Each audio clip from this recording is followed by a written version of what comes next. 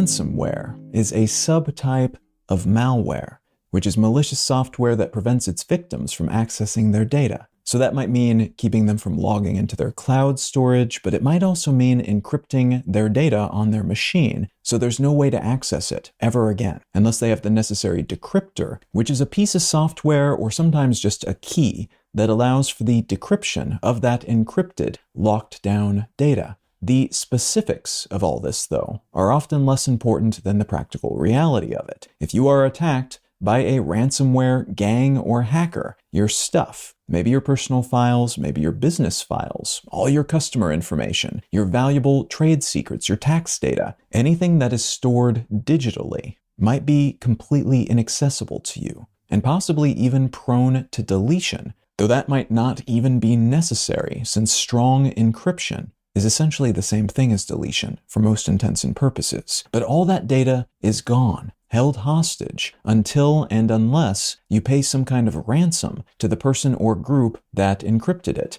and which now holds the key to its decryption. Most ransomware software is transmitted to its victims' computers via a Trojan, which is a kind of malware that seems like real-deal software that you actually want or need to install, and folks are generally tricked into downloading and installing it because of that presumed legitimacy. So maybe you receive what looks like a software update for a tool you use at work, and it turns out the update was faked, and what you installed was actually a Trojan that installed malware on your computer, and consequently, on your entire network instead. Or maybe you pirated some software, and alongside the fake copy of Photoshop you installed, a Trojan also carried another snippet of code that then in the background, when your computer was hooked up to the internet, downloaded malware that looked for private data and encrypted it. At some point after ransomware is delivered and installed, your data successfully encrypted and inaccessible, you will typically receive the ransom demand. For a while, this was kind of an ad hoc thing, in some cases targeting people randomly on early internet Usenet groups, in others, big companies and other wealthy entities being specifically targeted, and then ransomware teams calling or emailing or texting them directly because they knew who they were hitting.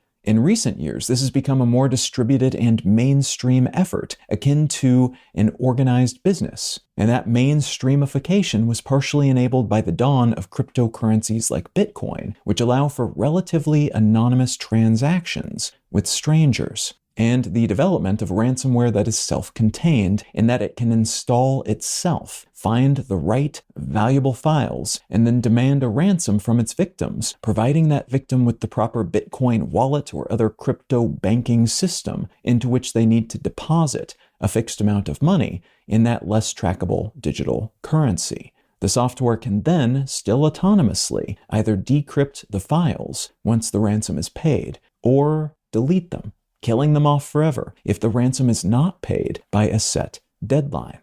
Other variations on this theme exist, and some ransomware does not use encryption as a motivator to pay, but instead locks down users' machines, displays some kind of demand for money, purporting to be from a government agency, or lying about having encrypted or stolen something of value but not actually having done so, or it threatens to install illegal pornographic images of minors or something like that on the victim's machine if they don't pay the ransom. By far, the most popular approach to ransomware today, though, is encryption-based, and recent evolutions in the business model backing ransomware has escalated its use, especially what's become known as ransomware as a service, which was popularized by a Russian hacker group calling itself Revil that started using it against a variety of targets globally to devastating and profitable effect. What I'd like to talk about today is another group that has made successful use of this business model, and a recent investigation into and operation against that group.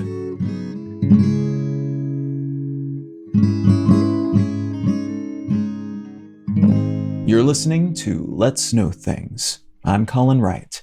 Learn more about Let's Know Things, subscribe to receive free email updates, and or become a supporter to receive monthly bonus episodes at letsknowthings.com.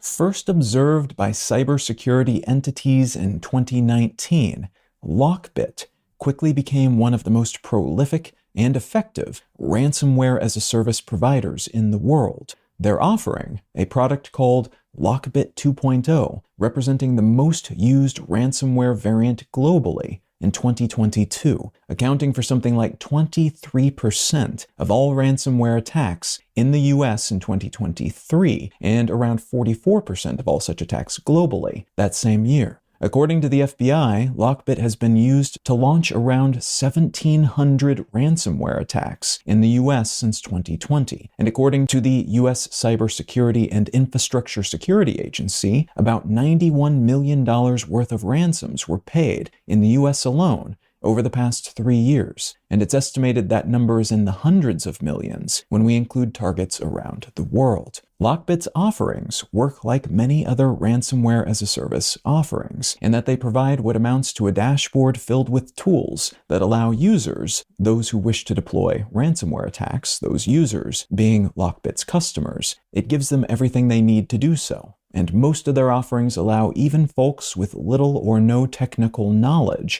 to launch a successful ransomware campaign. It is that user-friendly and intuitive. Hackers using LockBit announced the 2.0 version of the service by attacking professional services giant Accenture in 2021, using what's called a double extortion approach, which involves encrypting their victim's data and then threatening to release it if their victim does not pay up.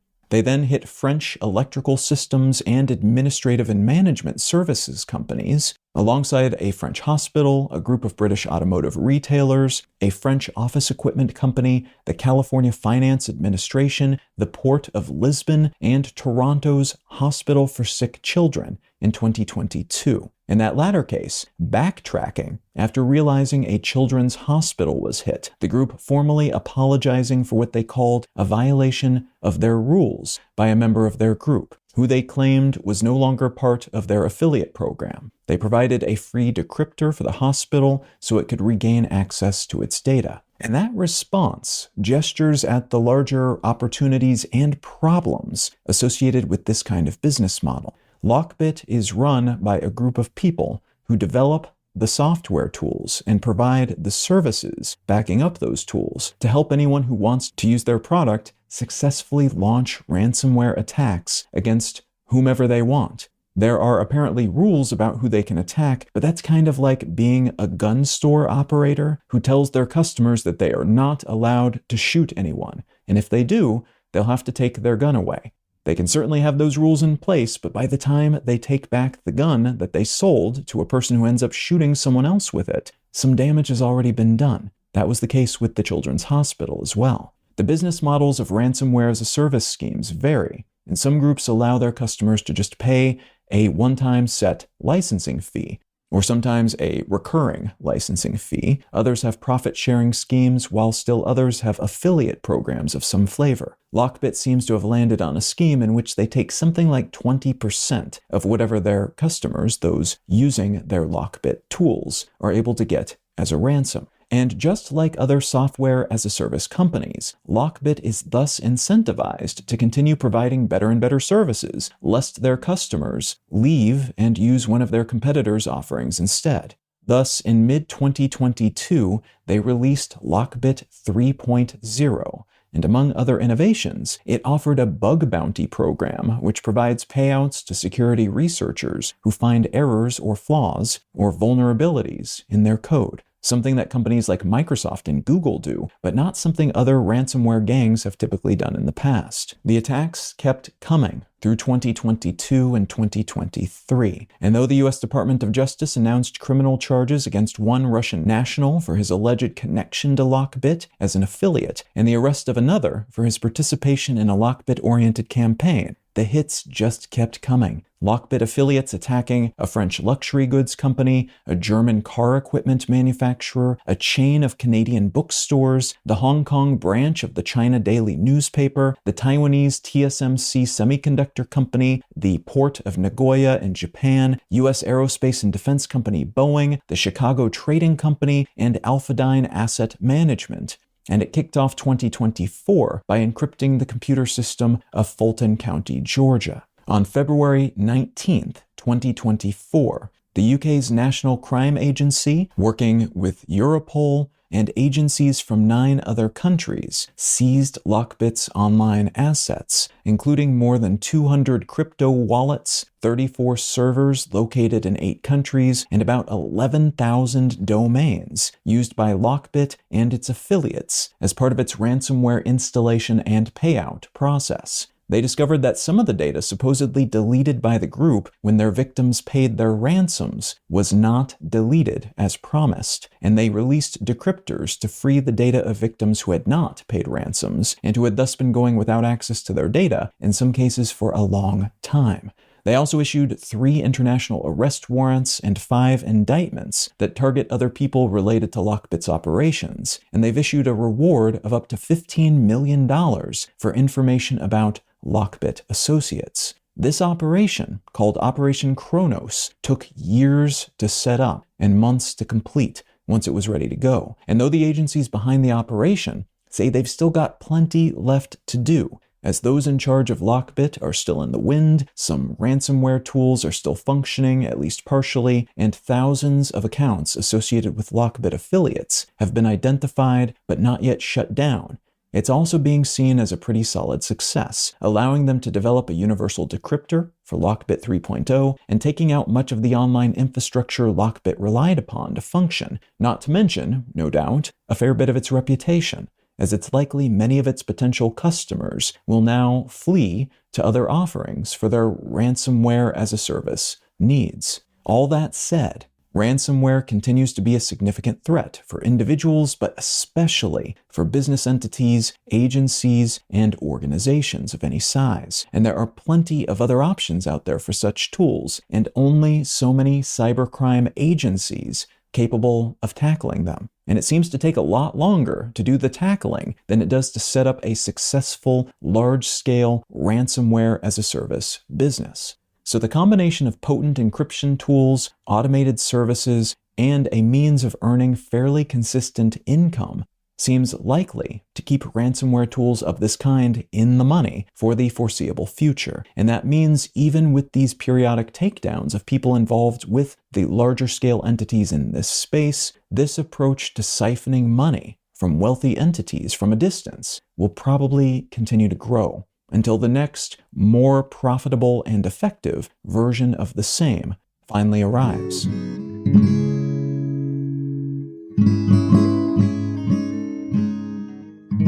The book I'd like to recommend today is called Daemon by Daniel Suarez.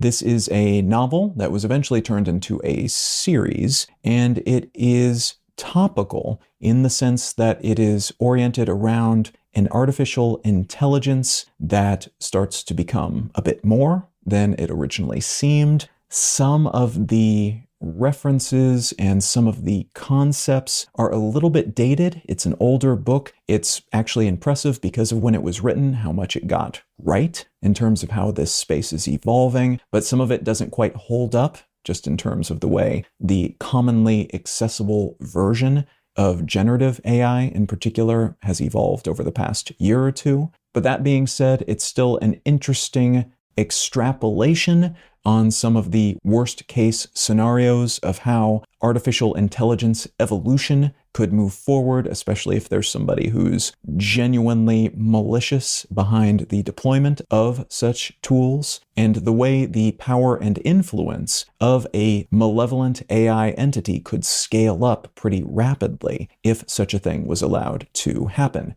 and get past the initial stages of that scaling. Now, if any of that sounds interesting to you, consider picking up a copy of Daemon, that's Daemon, by Daniel Suarez.